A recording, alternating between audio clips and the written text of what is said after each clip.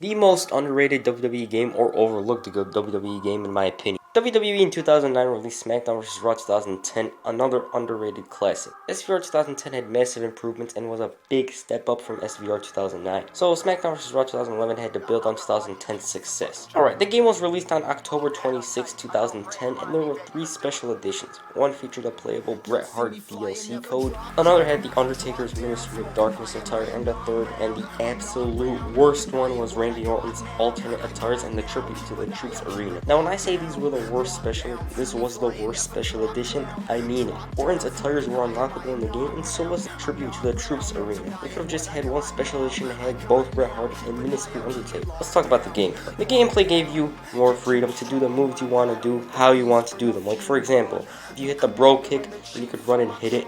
An RKO, you could run and hit it too. And when you hit the AA or some move that involves you lifting your opponent, then you could turn around and hit it on a chair or a table, wherever you want. It was a massive improvement from the previous games. My favorite new feature was the new physics system. It was amazing. You could throw someone over the top rope and through a table. It was unlike the previous games where the table would move away after you hit a suplex.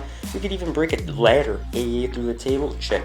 Choke slam through the table, check. It gave you much more freedom. To this day, SmackDown vs. Raw 2011 had the best physics of any WWE game I've played. It was one of the best new features of any WWE game up to that point. They also improved story designer with some small additions like some more cut scenes. When you made a call, then you could make his overall whatever you want.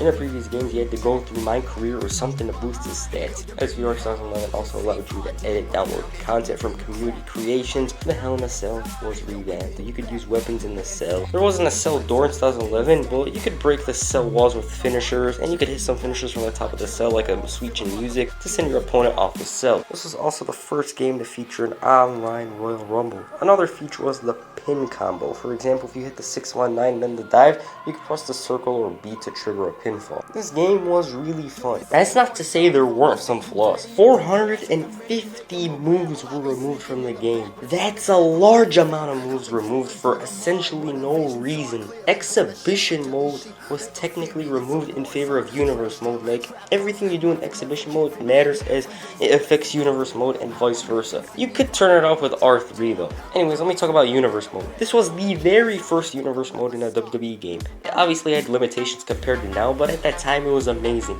Like, every match you played mattered. If someone attacked you before the match, you brawl with them, you could cash in the money in the bank.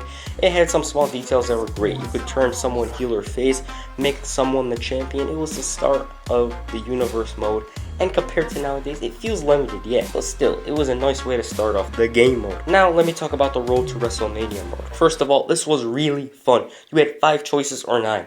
John Cena, Rey Mysterio, Chris Jericho, Kofi Kingston, or John Morrison. I think welcome back. Dolph Ziggler, R-Truth for your created superstar. And my personal favorite one, the Christian one. This was the game that had the free roam feature where you could go around backstage looking for a fight or wherever. Like if you went up to Dolph Ziggler, he'd say, "Get out of my face," or something repetitive like that. 2K18 tried to do this with My Career, but I hated it. For some reason, SVR 2011 one was way better. Maybe because the backstage area was bigger, I don't know. The Road to WrestleMania had some wacky storylines like Toto Americano and Truth and Consequences, which was funny because it's so random.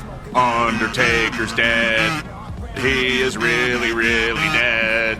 Bong, bong. His partner is red.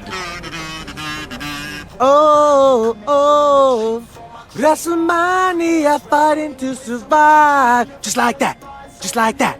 Oh, oh, WrestleMania fighting to survive. Just like that, just like that.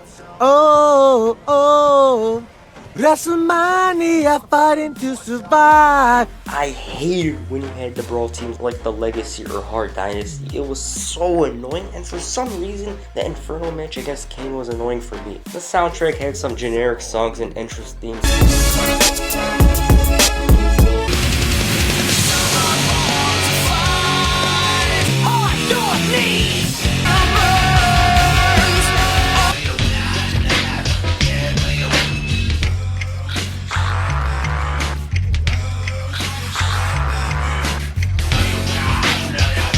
Gallows songs playing the most. Also, Vance or Lance Archer's song was played a million times along with those two, and obviously you can't forget this one. You're always smoking Oh my god, that song played all the time. All these songs are still stuck in my head to this day.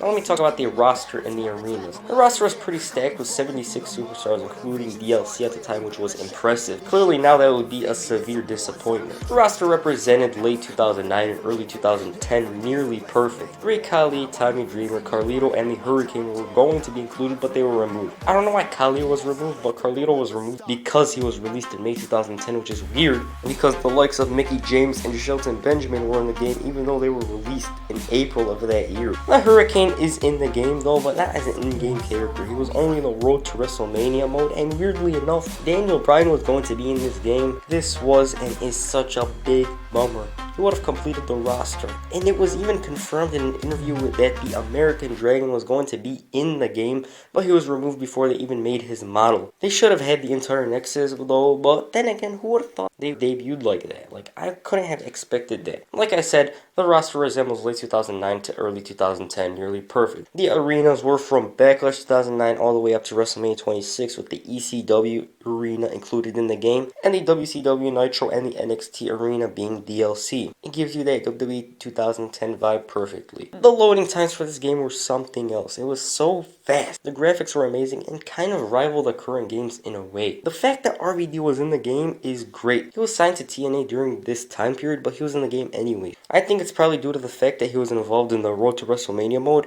and because he signed with TNA in March, so they probably made that stuff beforehand. So maybe there is some hope for Jon Moxley. Oh, who am I kidding? That's it for this video. I might have to do another game, which is WWE 13. So yeah, make sure you like, share, and subscribe. Peace out.